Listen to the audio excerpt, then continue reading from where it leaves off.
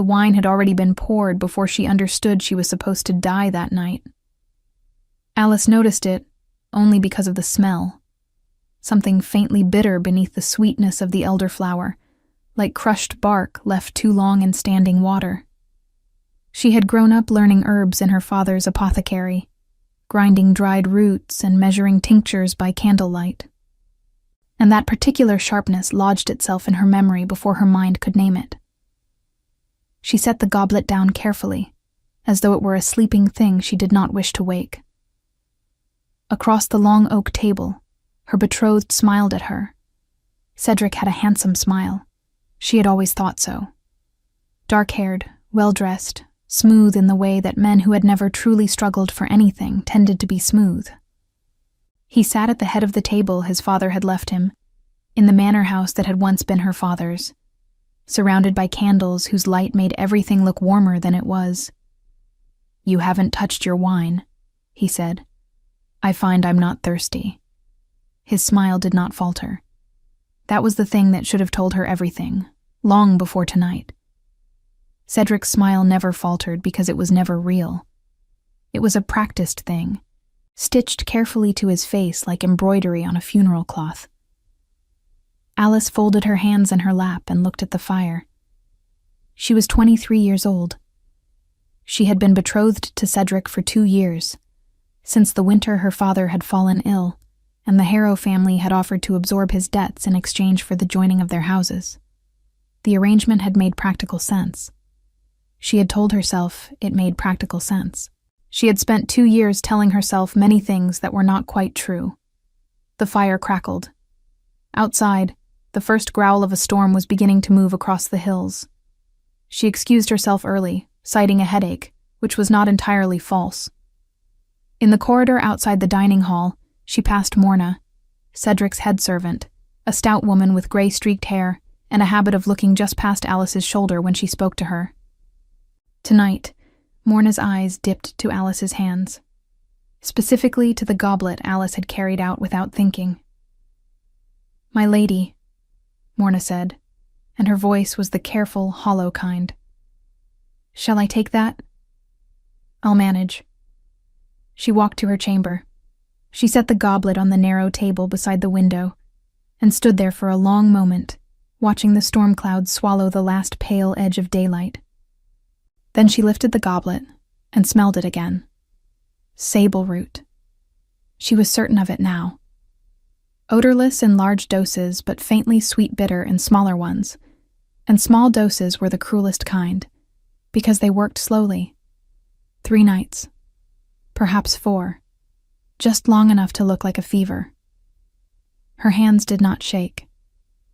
She was surprised by that. She had come to this house with almost nothing. A small chest of her mother's linens, her father's herbalist journals, a silver bracelet she never took off. She would leave with the same. She was already moving before the thought was finished. She pulled her gray wool cloak from the hook behind the door, fastened it at her throat, and braided her long, fair hair with fingers that worked quickly and without hesitation. She tucked her father's thinnest journal into the inner fold of the cloak. The silver bracelet she pressed once against her lips, before letting it fall back against her wrist. The window showed her the back garden, and, beyond it, the low stone wall that separated the manor grounds from the road that climbed northwest into the foothills. The road her father used to take when he visited the village of Ashvale, where his sister, her Aunt Petra, still kept a small cottage near the mill. 3 hours' walk. In a storm. She had done worse things than walk in the rain. The storm hit properly when she was still an hour from Ashvale. It came not as steady rain, but as a furious, sideways thing, cold and biting, carrying the smell of pine resin and wet earth and something electric that made the air feel alive and hostile at once. Alice kept her head down, and her cloak pulled tight, and walked with the kind of focused blankness that was the only way to do something frightening, without giving in to the fear of it. She heard the carriage before she saw it. The sound was wrong. Not the rhythmic roll of wheels on packed road, but a sharp crack, followed by a heavy, lurching groan. She looked up to see a black carriage tilted sharply to the left at the bend ahead, One rear wheel collapsed inward. Two horses stamped and tossed their heads in the rain. A figure crouched beside the broken wheel, examining it in the dark with no torch, no lantern, nothing. Alice slowed. Common sense said to pass without stopping. Common sense also said that she had just walked away from a poisoned cup of wine in a rainstorm, and tonight was clearly not a night for common sense. She came closer. The man crouching by the wheel stood when he heard her approach. He rose with a stillness that was not quite human. Not the startled movement of an ordinary traveler, but something more deliberate, more controlled, like a soldier adjusting his weight before a blow. He was very tall. He wore a dark riding cloak that the rain had soaked through at the shoulders, and beneath it she could see the leather straps of a chest harness and the dull gleam of buckles. His hair was black and long, pulled back in a series of braided cords, and his eyes, even in the darkness, even in the rain, caught the distant flicker of lightning and threw it back at her in a shade that was somewhere between storm gray and deep blue. He had a scar on his left cheekbone. Thin, pale, old. He looked at her the way very few people ever looked at her. Not through her, not past her, not down at her. Directly at her. As though she were something that required his full attention. "Your wheel is broken," she said, because she had to say something. I noticed. His voice was low, unhurried. The voice of someone who had never needed to raise it to be heard. "There's a village an hour north. They'll have a wheelwright in the morning." She paused. "There's also a storm. Tonight.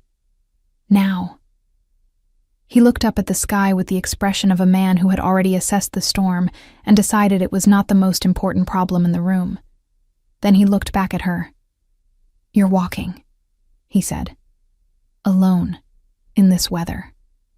"I noticed," she said. Something shifted at the corner of his mouth. Not a smile. The suggestion of one, pressed back down before it could form. "My men are a league behind," he said. "I rode ahead. Then they won't reach you before the worst of it." She hesitated for only a moment. "My aunt's cottage is near the mill at Ashvale. It's an hour on foot, but there's room enough. A dry floor and a fire at the very least." He was quiet for long enough that she felt the rain soaking through the wool at her shoulders. "You don't know me," he said. "I don't," she agreed. "But you have no shelter. The storm is worsening, and I was raised to believe that leaving a man to freeze on a hilltop is a greater sin than trusting a stranger."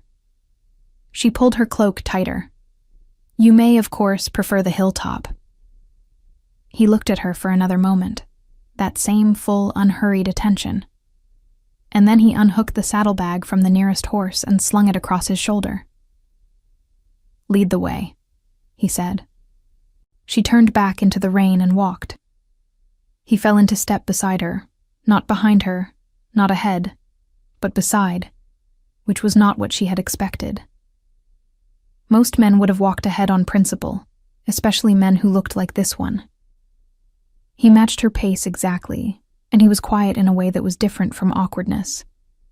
It was the quiet of someone accustomed to silence, because silence, for them, was not empty. She told herself she was not curious about him. She was, of course, deeply curious about him. "I'm Alice," she said after a time. He was quiet for exactly one breath. "Xander," he said. Nothing more than that. No title, no family name, no explanation of where he was going, or why he had been riding alone ahead of his men in a storm. She filed all of that away without comment. The lights of Ashvale appeared through the rain like smudged candle flames. Her aunt's cottage was at the far end of the mill lane, low-roofed, stone-walled, with a thin thread of smoke rising from the chimney that told Alice that Petra was still awake. She knocked twice in the way her father had taught her, and the door opened almost immediately. Petra was 60 years old, gray-haired, sharp-eyed, and almost impossible to surprise. She looked at Alice, then at the tall, wet stranger behind her, then back at Alice. "The wine?" she said quietly. "The wine," Alice confirmed. Her aunt's expression did not change. She simply stepped back from the door and said, "Come in then, both of you, before you drown." The cottage smelled of wood smoke and dried lavender, and the particular warmth of a fire that had been burning all evening. Alice felt something loosen in her chest that she had not known was clenched. A breath she had been holding for 2 years, or perhaps longer. She did not look at Xander when she stepped inside, but she heard him pause in the doorway, and she heard the low exhale he released, quiet, controlled, as the warmth reached him. Whatever he was, wherever he was going, he was tired. She understood that much. She understood also that she had no idea who she had just brought in from the storm. She would learn that before morning, and the knowledge would change everything. Petra did not ask unnecessary questions. That was one of the things Alice had always loved most about her aunt. The woman had lived long enough to understand that explanations came in their own time, and that pushing for them before a person was ready was a kind of cruelty dressed up as curiosity. She set a clay pot of broth over the fire and laid out 2 wooden bowls without ceremony. She gave Xander a dry wool blanket that had once belonged to Alice's father and pointed him toward the bench nearest the hearth without a word. He accepted both with a quiet nod that held more genuine courtesy than most noblemen managed with elaborate bows. Alice changed out of her wet cloak in the small back room, replacing it with a dry linen overdress that her aunt kept folded in a cedar chest. Her hands were steadier than they had any right to be. She sat on the edge of the narrow bed for a moment, pressing her palms flat against her thighs, and let herself feel the full weight of what had happened. Cedric had tried to poison her. She turned the thought over the way she might turn a stone, examining it from every angle, looking for the crack where she might have been wrong, where she might have imagined the smell, where exhaustion or fear or 2 years of quiet unhappiness might have invented a threat that was not there. She found no crack. The sable root had been real. The smell had been unmistakable, and Morna's eyes on the goblet, that hollow, careful look, had been the expression of a woman who knew exactly what was in the wine, and was not certain whether her mistress did. Alice pressed her bracelet against her wrist until the silver was warm. Why? That was the question that sat heaviest. She had no great fortune of her own, or rather she had had one once before her father's illness had transferred the estate into Cedric's keeping. But the manor and its lands would pass to Cedric cleanly upon their marriage. Her death before the wedding would serve him nothing, unless the terms of her father's original arrangement included something she had never been shown.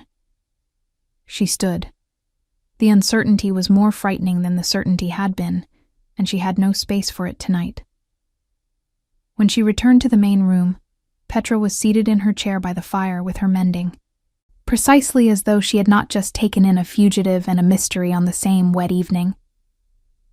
Xander sat on the bench with the blanket across his shoulders, his saddlebag at his feet, his hands wrapped around a bowl of broth.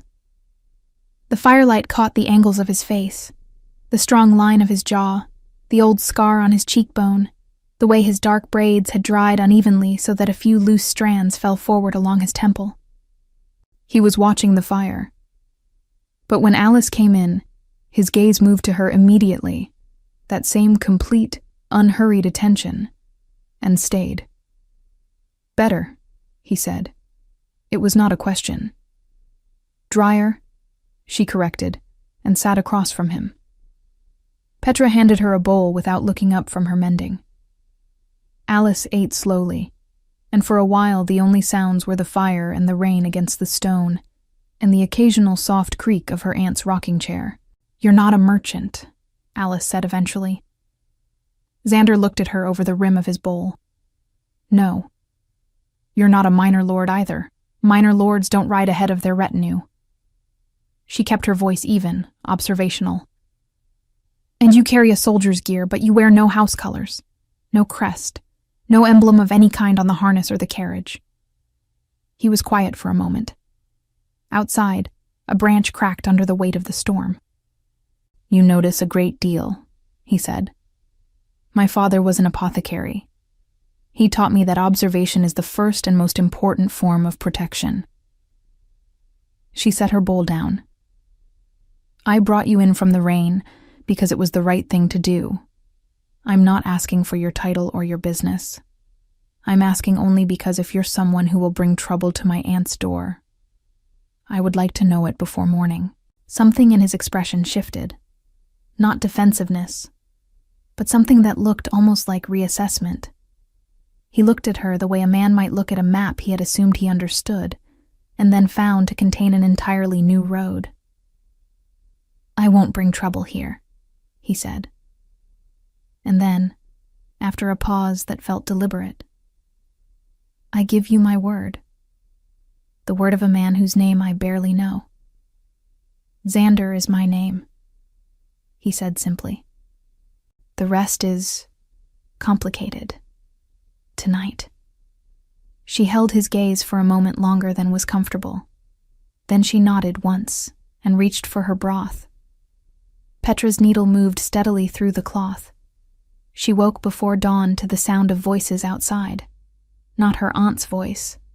Petra's voice she would have recognized. These were men's voices, low and taut, with the specific quality of soldiers who were trying to be quiet and not quite managing it. Alice sat up on the narrow cot where she had fallen asleep and pressed herself close to the shutter, listening. "Left the road an hour north of here. My lord's trail goes cold at the bend. The wheel is shattered, no sign of struggle. Someone must have offered shelter. Check the village, all the houses. Start at the mill lane." Alice was on her feet before the last word settled. She moved through the dark cottage quickly, past her aunt's closed door, into the main room where the fire had burned low and orange.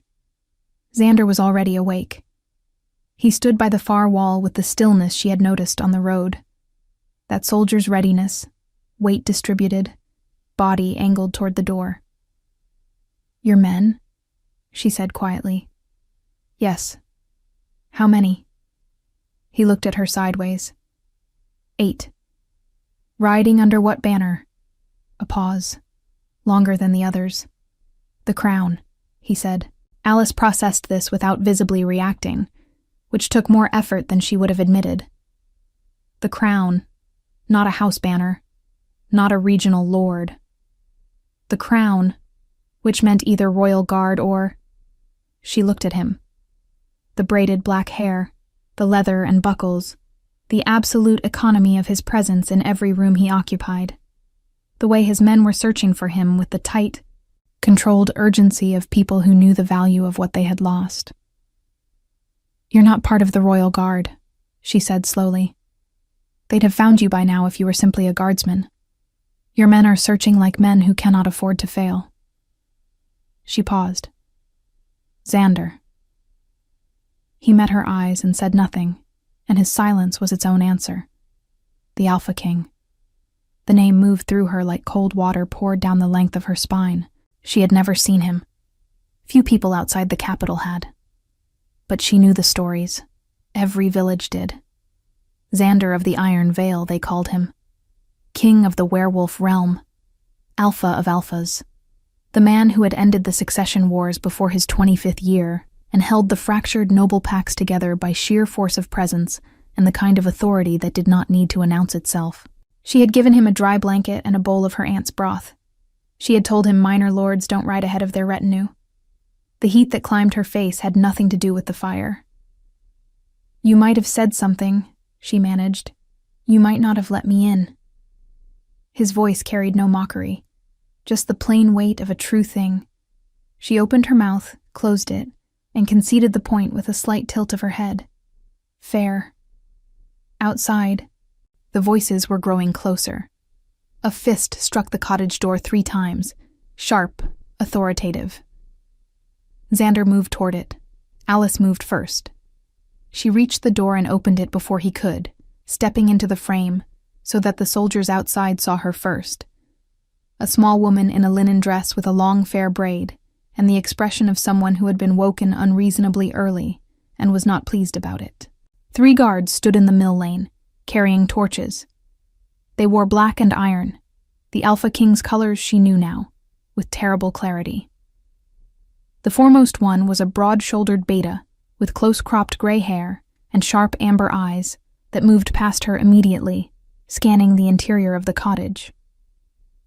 "My lady," he said, with the perfunctory courtesy of someone who would be polite exactly as long as it was efficient. "We're searching for a traveler, dark-haired, tall." "He's here," Alice said. "He's safe. He sheltered with us through the storm." She paused. "His wheel gave way on the north bend. Someone will need to see to the horses." The beta's eyes snapped back to her face, then to the figure behind her. His entire bearing changed. The shift was instantaneous and complete, a soldier recognizing his commander, spine straightening, chin dropping. "My king," he said, low, certain. "Edric." Xander's voice came from just behind Alice's shoulder, close enough that she could feel the warmth of him in the cold morning air. "The horses first, then we'll speak." "Yes, my king."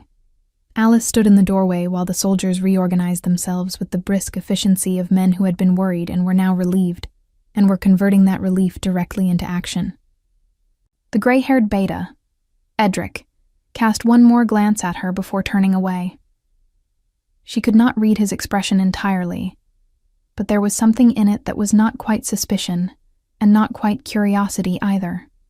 Something more like calculation. She stepped back inside. Xander followed. Behind her, she heard her aunt's door open, and Petra appeared in the corridor wrapped in a shawl, taking in the scene with the same measured calm she applied to everything. "Well," Petra said. She looked at Xander for a long moment. "I'll put the kettle on."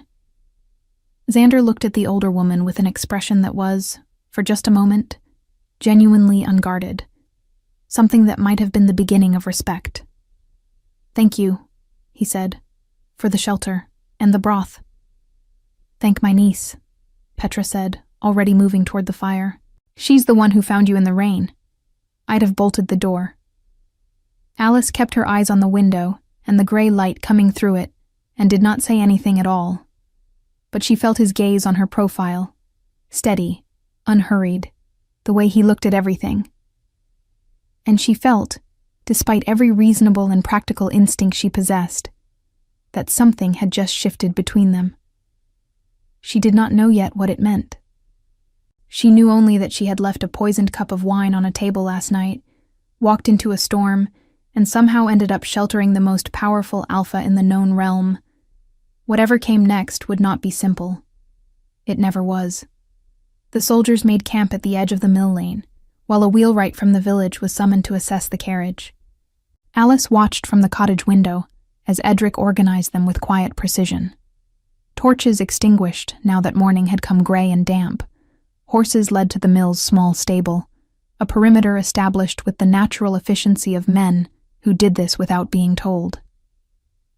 She turned away from the window. Xander was at the table, and Petra had placed before him a cup of dark tea and a plate of bread, with soft cheese and dried figs. He ate with the contained economy of someone who had learned long ago not to waste energy on ceremony. Alice sat across from him with her own cup and her father's journal open beside her, though she had not read a single word of it. She was thinking about the letter. It had come to her 3 weeks ago, slipped under the door of her chamber in the manor, unsigned, written in a hand she did not recognize. She had assumed it was some servant's mischief and had nearly discarded it. But the words had stopped her cold. "The estate belongs to you, not him. Your father's will was altered. Find the original." She had told herself it was a trick, a provocation. Some servant with a grudge against Cedric, or perhaps Cedric himself, testing her loyalty with bait she was supposed to refuse. She had tucked the letter into her father's journal and tried not to think about it. Now, with the taste of sable root still sharp in her memory, she could not stop thinking about it. "You've gone somewhere far away," Xander said. Alice looked up. He was watching her with that attention of his, not intrusive, not demanding, simply present in the way that very few people manage to be present.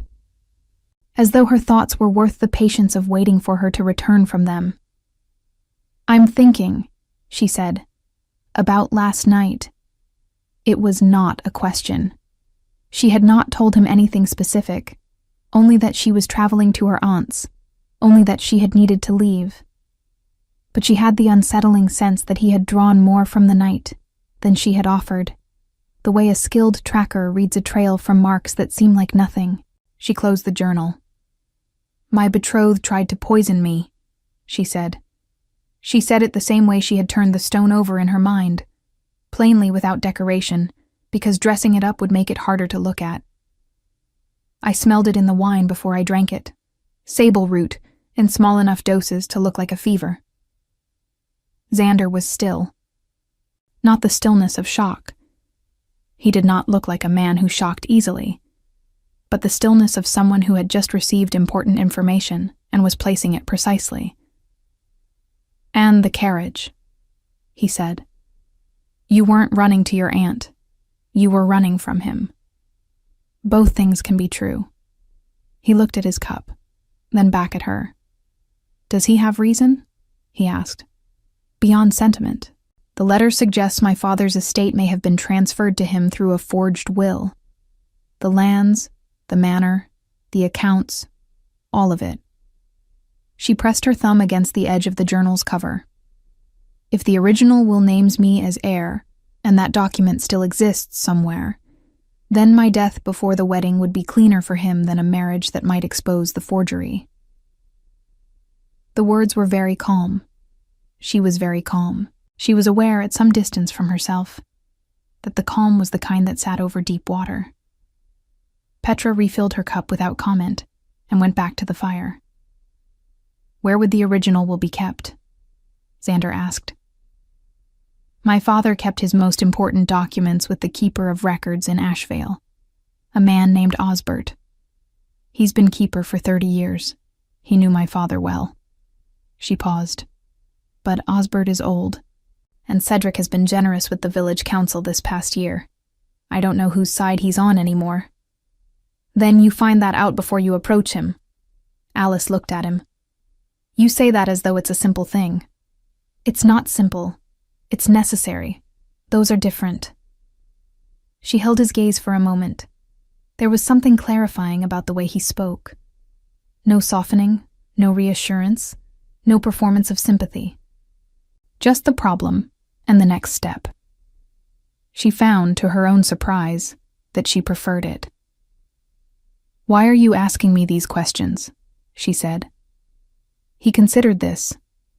"Because you sheltered me, and because what you're describing is not a private grievance. It's a legal violation of inheritance law under the Crown's jurisdiction."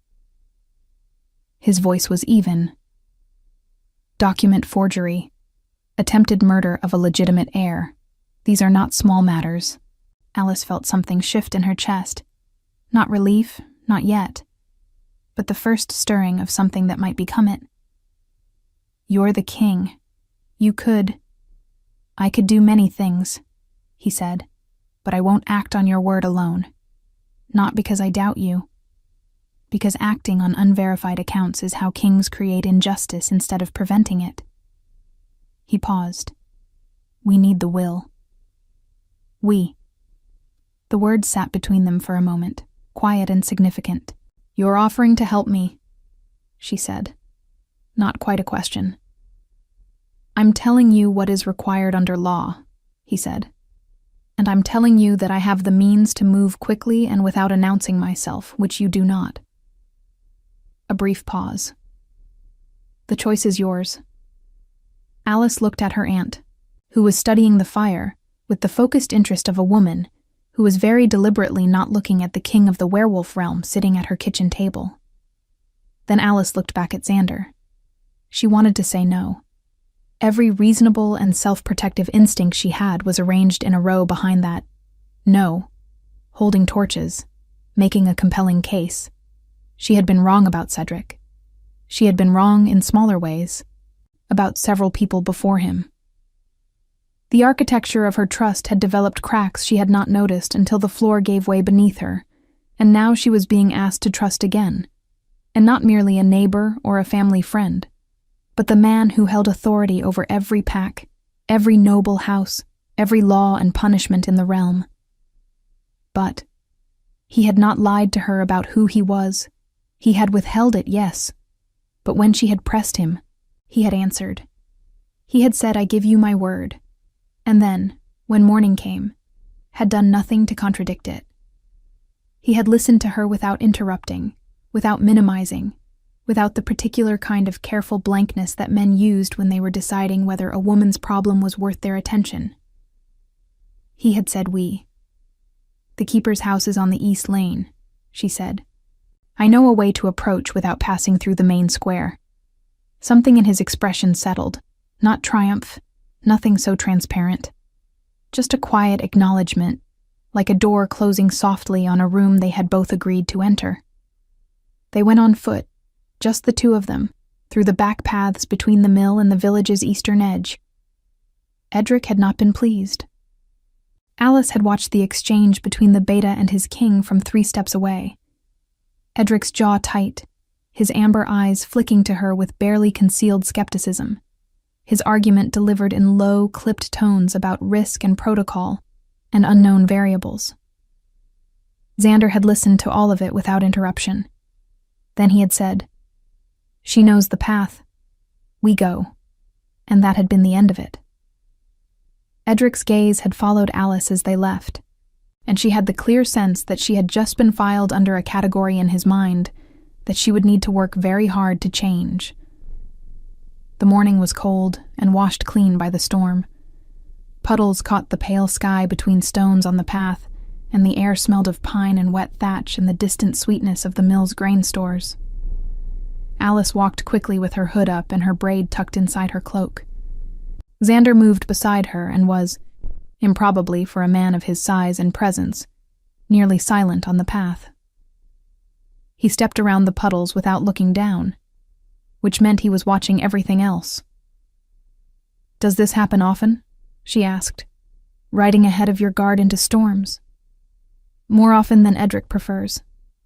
"Why?" He considered the question with the same deliberateness he seemed to apply to everything.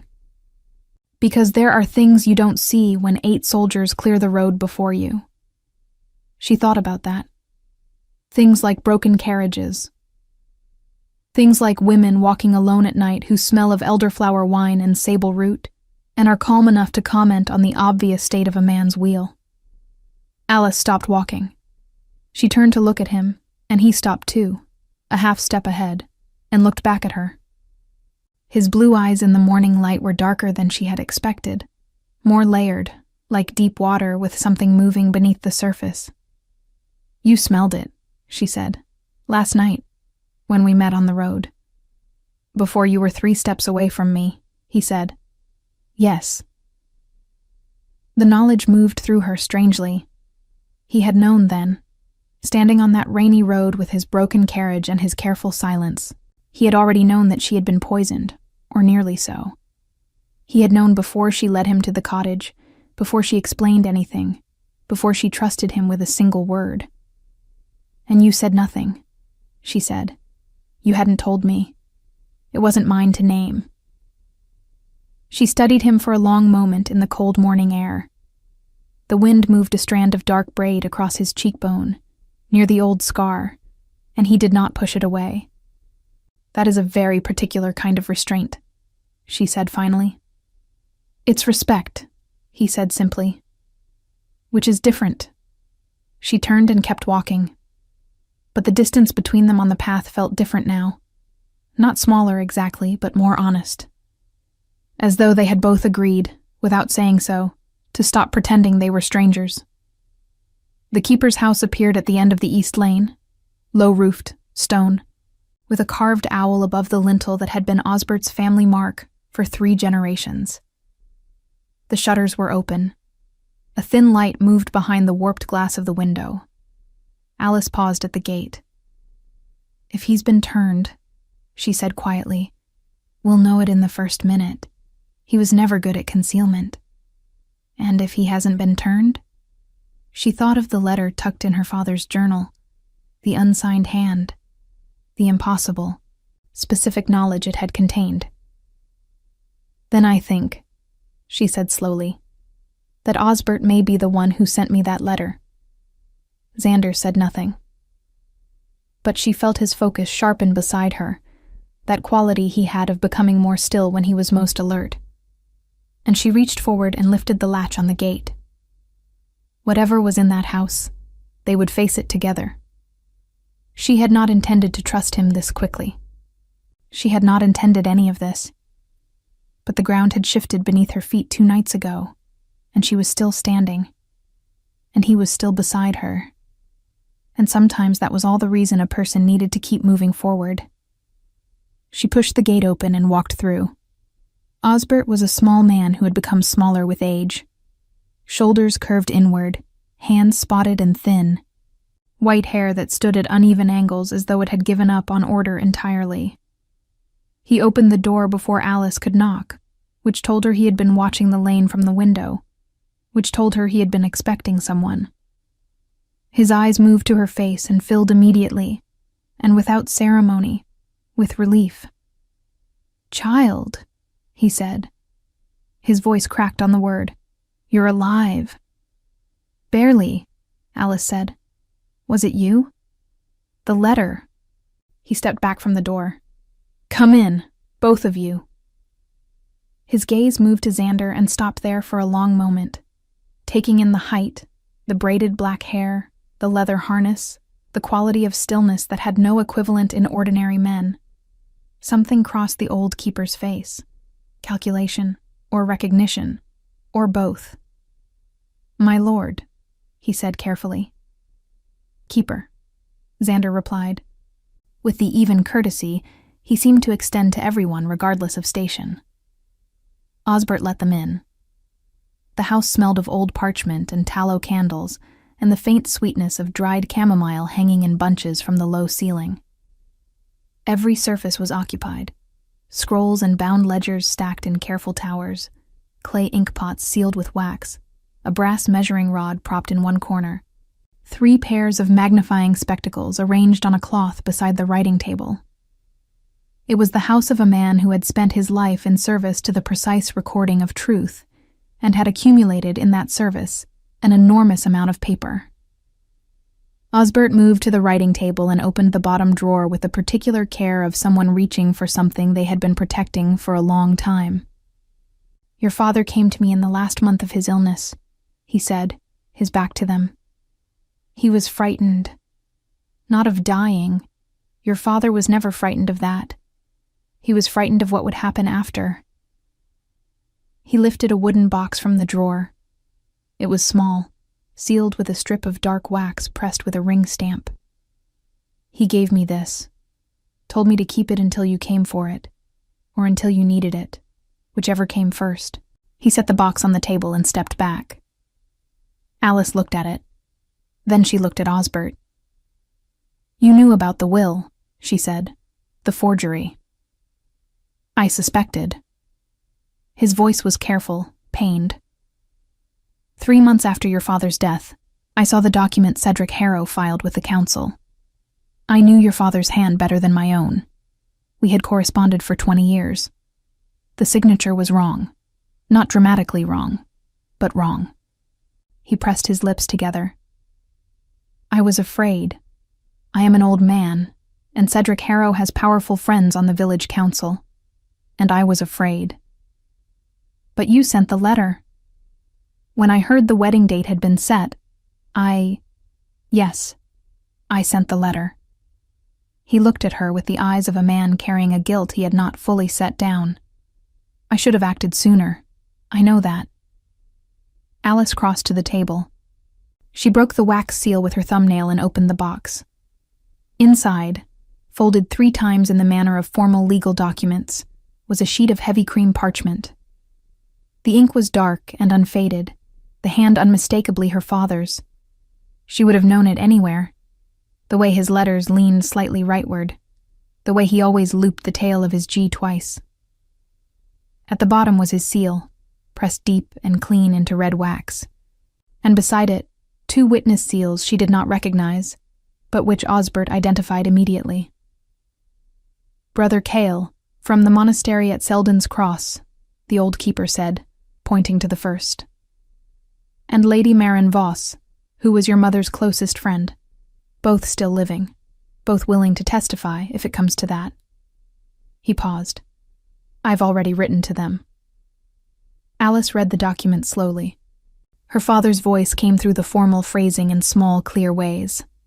The specificity of certain bequests, the careful wording around the manor's boundaries, the protective clauses he had written for her as though he had known, somehow, that she would need the protection, the estate in its entirety, the accounts, the herbalist's library, all of it to Alice, directly and without condition, in the event of his death. There was no mention of Cedric Harrow. There was no mention of any debt arrangement, any transfer of property, any agreement with the Harrow family. Whatever Cedric had filed with the council had been invented entirely. Alice folded the document with great care and pressed it against her chest for a moment, eyes closed. She felt the edges of the parchment through the fabric of her dress. Her father's handwriting, her father's seal, evidence of a love that had tried to reach forward through death to protect her, and had almost been buried in time to fail. She opened her eyes. Xander was watching her from across the room. He had not moved from his position near the door, had not approached the table, had not intruded on a moment that was not his. But his gaze was on her face with that complete attention, and she saw in it something she had not expected from a man of his position. Not pity, not the careful blankness of someone waiting for a woman's emotions to finish so that business could resume. Something quieter. Something that looked, in the pale morning light of the keeper's house, like genuine witness. She straightened. "What I need now," she said, and her voice was steady, "is for this document to be recorded under Crown authority. Not village council, not a local lord who might be in Cedric's debt." She looked at Xander. "I need it to be unimpeachable." "It will be," he said. "Simple as that. No elaboration, no conditions attached, no reminder of what this would cost him in political complexity. Just the plain weight of a promise delivered by someone who kept them." Osbert sank into his chair with the deflation of a man releasing a long-held breath. "There's more," he said. He reached into the drawer again and produced a smaller roll of parchment, this one sealed in black. "Your father's letter. He wrote it for you personally. I was to give it only to you." Alice took it. She did not open it yet. She pressed it into the inner fold of her cloak alongside the will, where the warmth of her body would keep it safe, and she told herself she would read it later, when she was alone and the day had steadied enough to hold what it contained. They were halfway back to the mill lane when Edric met them on the path.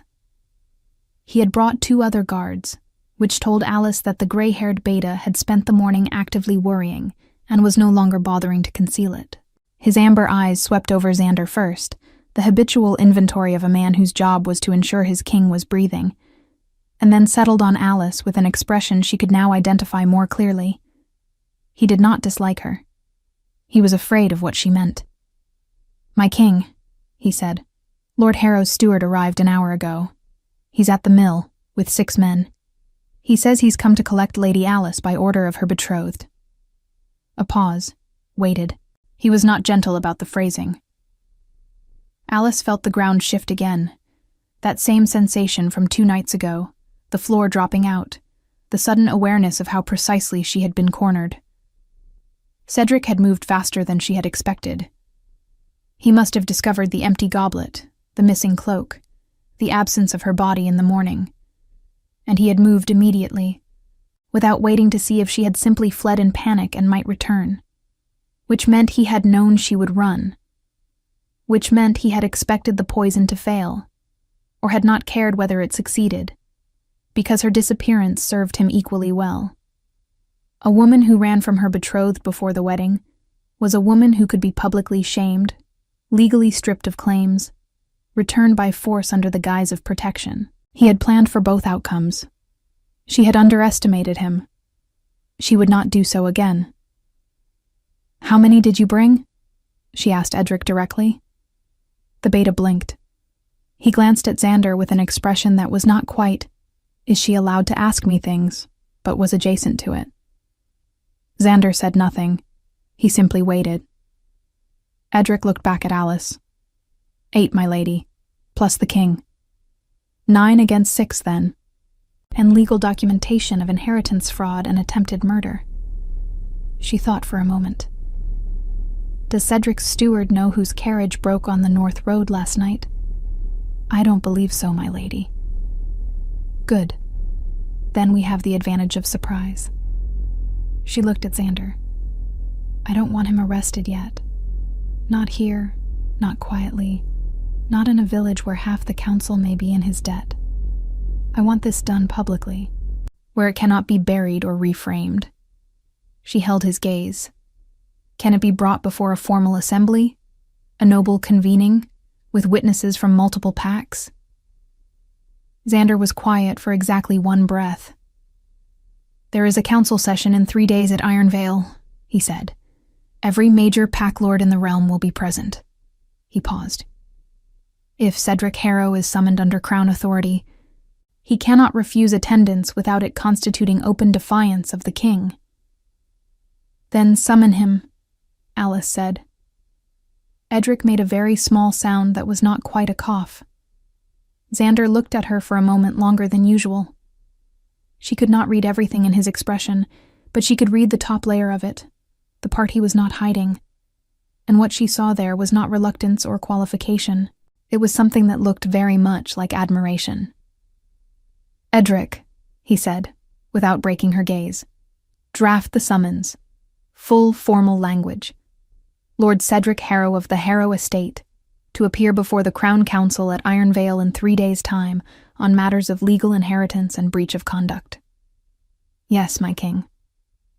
And go tell his steward that Lady Alice is under Crown protection effective immediately. If any of his men touch her or attempt to remove her from this village, they will answer to me personally. Edric's expression shifted completely. The wariness did not disappear, but something else settled over it. The particular look of a man who had served his king long enough to know that a certain tone of voice meant the matter was not open for discussion.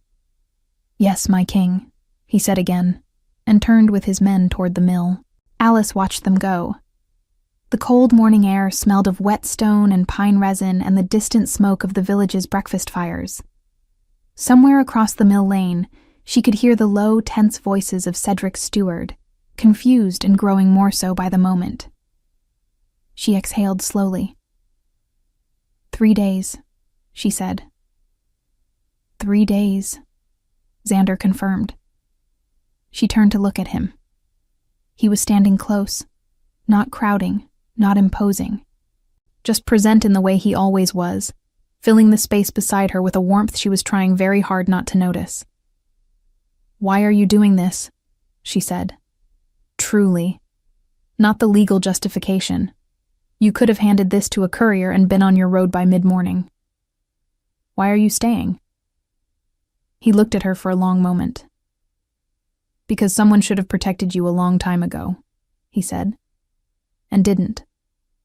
And because I am capable of remedying that, and choosing not to, would make me complicit in it.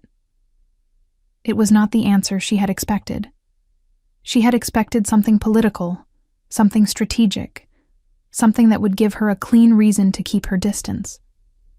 What he had given her instead was something honest and unadorned, and it landed in a place she was not prepared to defend. She looked away, toward the mill, toward the distant sound of Edric's voice delivering the king's message with the kind of authority that left no room for argument. I need to read my father's letter, she said. Take the time you need. She nodded once and walked toward her aunt's cottage alone. She did not look back, but she knew he was watching. And for the first time in a very long time, the knowledge of being watched felt nothing like a threat. It felt like something being kept safe, Her father's letter smelled of cedar and dried ink, and something faintly floral that she could not name, but that pulled at her chest with the particular cruelty of sense tied to people who were gone. She sat on the edge of her aunt's cot with the shutters open, and the cold morning air coming in across her hands, and read every word twice. Her father had known. Not everything. Not Cedric's name specifically. Not the poison. Not the precise mechanism of what was being built around his daughter while he lay dying. But he had known the shape of it. He had known that the Harrow family's generosity was not generosity. He had known that the debt arrangement was a construction, designed to justify a transfer of property that would otherwise have required Alice's willing signature. He had known that a sick man's estate was vulnerable, and that the people who had arrived with offers of help had arrived with something else underneath the help. "I tried to protect you the only way left to me," he had written, in the careful rightward slant she had known all her life. "The will is with Osbert. The truth is in the will. But truth requires someone with the power to make it heard, and I cannot give you that from where I am going. I can only tell you this. You are stronger than you believe yourself to be, and you were never meant to make yourself small enough to fit into someone else's plan for you. Whatever comes, do not be small. Not for anyone." She folded the letter. She pressed it against her mouth for a moment and breathed through the grief, which was not new grief. Her father had been gone for 2 years, but grief that had been given a new and very specific shape by the words on the page. Then she straightened and tucked the letter into her cloak beside the will and went to find Xander. The road to Ironvale took 2 days by carriage, the wheel repaired by the village wheelwright with the focused urgency of a man who had been told whose carriage it was and had required no further motivation. Alice rode inside with Petra, whom she had refused to leave behind on the grounds that her aunt was the only person in her immediate world she trusted completely, and she was not willing to let that asset sit unguarded in a mill village while Cedric's steward was still in the vicinity. Petra had packed a bag without comment and climbed in. Xander rode outside with Edric and the guard. Through the carriage's small window, Alice could see him periodically. The straight line of his back, the dark braids moving against the fur mantle. The way he rode with the same stillness he carried everywhere, as though the horse were simply an extension of his own balance. She stopped watching and looked at her hands. "You're doing it again," Petra said, without looking up from her mending. "I'm not doing anything." "You're thinking very loudly." Her aunt's needle moved in its small, steady arc. "He's a good man. Don't talk yourself out of seeing it because the last one wasn't." "I'm not talking myself out of anything. I'm being cautious." "Caution is wisdom," Petra agreed. Caution applied past the point of evidence is just fear wearing a sensible hat. Alice looked out the window again, and this time did not look away. Ironvale was nothing like the village. It rose from the surrounding forest like something that had grown rather than been built. Towers of dark stone threaded with iron, walls that caught the afternoon light and gave it back colder, banners in black and deep amber hanging from the ramparts, with the kind of weight that spoke of age and permanence, and the specific gravity of real authority. The gates were open, and the courtyard within was already filling with the carriages and riding parties of pack lords who had traveled from every corner of the realm for the council session. Alice kept her hood up and her face still as the carriage passed through the gates. She had never been to Ironvale. She had never been anywhere that looked like this. The scale of it pressed against her in a way that was not quite intimidating and not quite awe. Something in between. The sensation of a world much larger than the one she had been living in suddenly becoming visible. A chamber was prepared for her in the eastern wing of the keep. Up a narrow stair with worn stone steps, and a low-beamed ceiling, and a door that locked from the inside. The room was small but clean. A bed with a wool canopy, a table, a basin of water, a fire already lit and burning steadily. On the table, someone had left a tray with bread and soft cheese, and a clay cup of something hot that smelled of ginger and clove. She did not ask who had arranged it. She had a strong suspicion. The council convened the following morning in the Great Hall.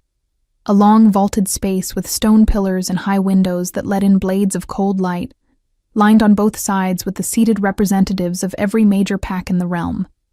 Pack lords in heavy cloaks, their betas and advisors behind them, scribes positioned at the edges with ink and parchment. The air smelled of candle wax and cold stone and the faint, collective musk of a great many shifters in one room. Xander sat at the head of the assembly. Alice had not seen him in formal capacity before. The difference was not theatrical. He wore the same dark leather, the same iron buckles, the same braided black hair and fur mantle. But something about the hall arranged itself around him differently than any other room she had seen him occupy. He did not need the throne to make the space his. He simply was its center, in the way that north is the center of a compass regardless of where you stand. She sat to the side, behind Edric, with Petra beside her, and the will and her father's letter in a sealed document case on her lap. Cedric arrived 20 minutes after the session opened. She had not seen him since the night of the wine. He looked the same, dark-haired, well-dressed, the practiced smile already in position. And then he saw her, and something happened beneath the smoothness of his face that she had never seen there before. A fracture, hairline thin, there and gone in less than a breath. He had not expected her to be here. He had certainly not expected her to be here, in the Alpha King's council hall, with a document case on her lap and the King's beta seated one row ahead of her. He recovered quickly. She had to give him that. The charges were read by the council's keeper of law, a tall, gray-robed woman named Sepha, who delivered each count in the flat, unhurried tone of someone who had witnessed many men undone by their own paperwork, and had long ceased to find it remarkable. Document forgery, fraudulent transfer of hereditary property, attempted murder of a legitimate heir by means of poison administered without consent. Cedric's composure held through the first two. At the third, she saw his jaw tighten. The will was presented. Osbert stood. He had made the journey, leaning on a carved walking stick, with the slightly dazed expression of a man who had spent 40 years avoiding trouble, and was now, at the end of his life, doing something terrifying and right, and testified to the document's authenticity, its chain of custody, and the discrepancy between its contents and the fraudulent version filed with the Ashvale Council.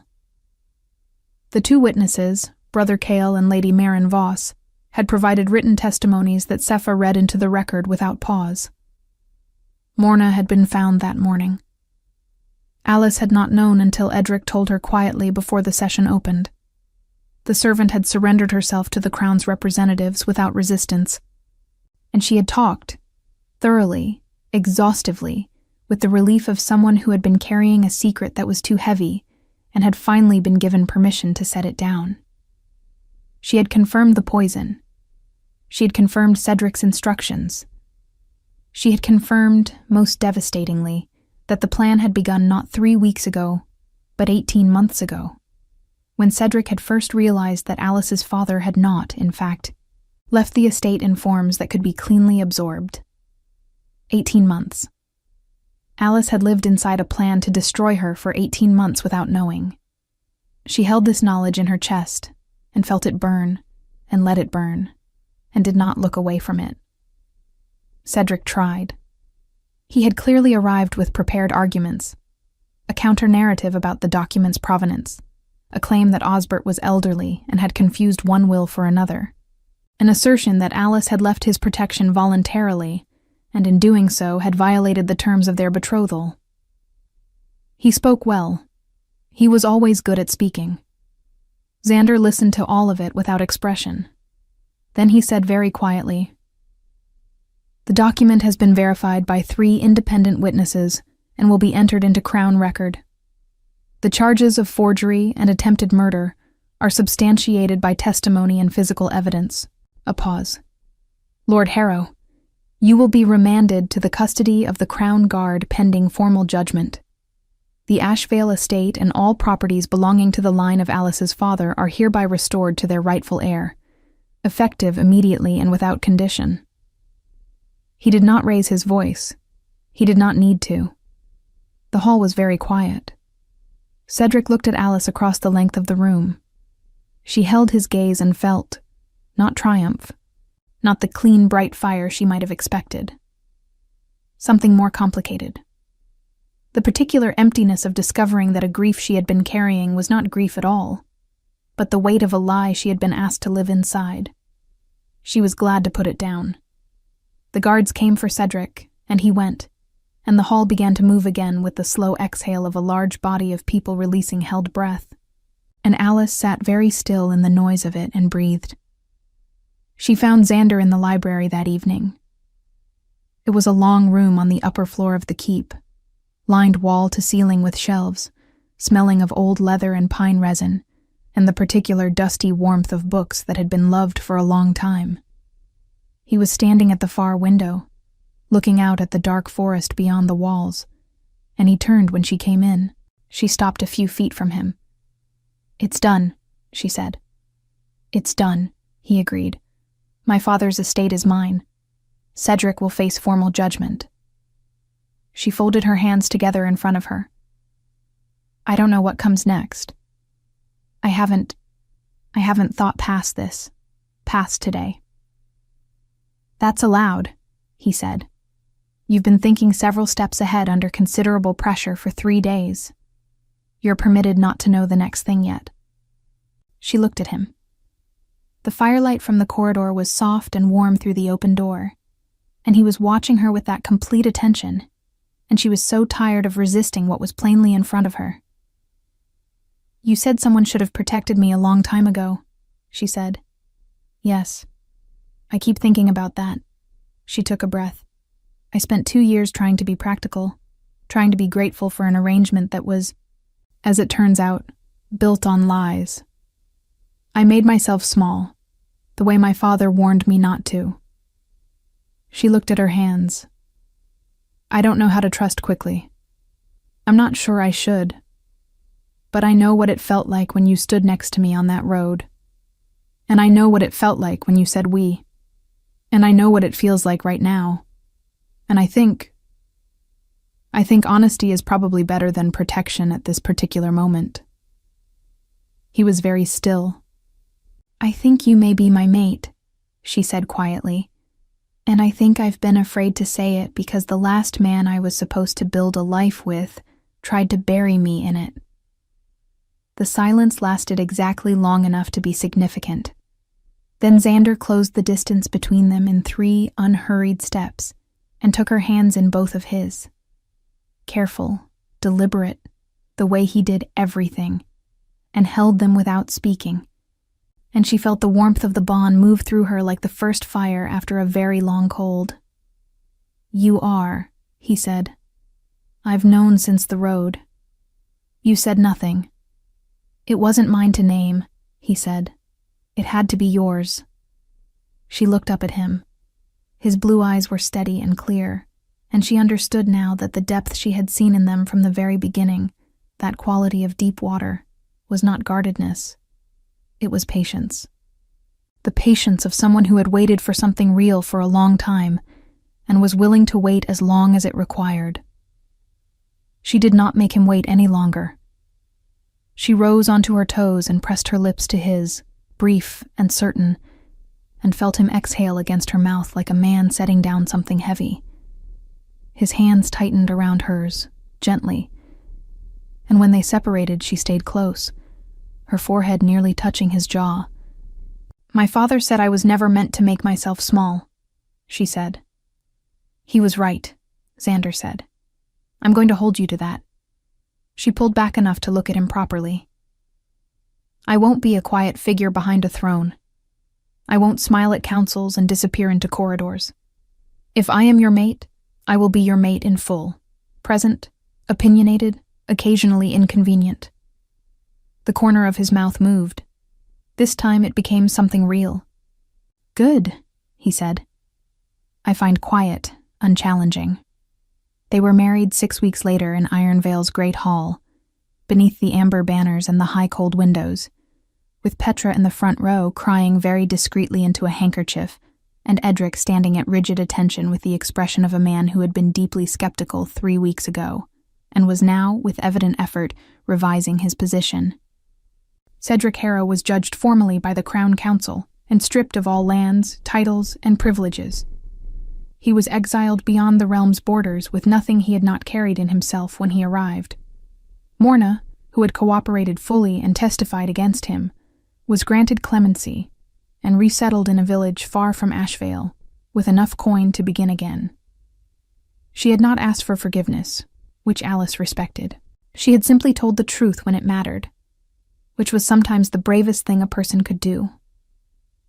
Osbert retired from his position as keeper of records the following spring, after ensuring that every document in his care had been verified and properly filed. He spent his remaining years in a cottage near the Selden Monastery, corresponding with scholars about the correct preservation of old ink. He died peacefully, at a very old age, with a clear conscience and a large cat asleep on his feet. Petra remained at Ironvale for 3 months before announcing firmly that she preferred the mill village, the sound of the water wheel, and her own hearth, and that Alice was welcome to visit whenever the palace became insufferable, which Petra estimated would be regularly. Alice visited often. She also took her place at every council session Xander convened, not as a decorative presence, not as an afterthought, but as the queen who had once detected sable root in her own wine by smell alone, who had walked 3 hours through a storm rather than submit to someone else's ending, and who had stood in a great hall full of packlords and presented the evidence that dismantled a fraud that had taken 18 months to construct. They listened to her. After the first session, they never considered doing otherwise. At night, in the long room above the courtyard with the fire burning and the sound of the forest beyond the walls, she would sit with her father's journal in her lap, and sometimes read, and sometimes simply hold it, feeling the weight of it. The years of care pressed into its pages, the love that had reached forward through death, and almost been buried and had survived anyway. She was not small. She had never been small. She had only been waiting for a world large enough to stand in. She had found it in the end on a storm-broken road, beside a man with dark braids and blue eyes, and the particular stillness of someone who already knew exactly what she was worth, and had simply been waiting for her to remember it herself. That was enough. That was more than enough. That was everything.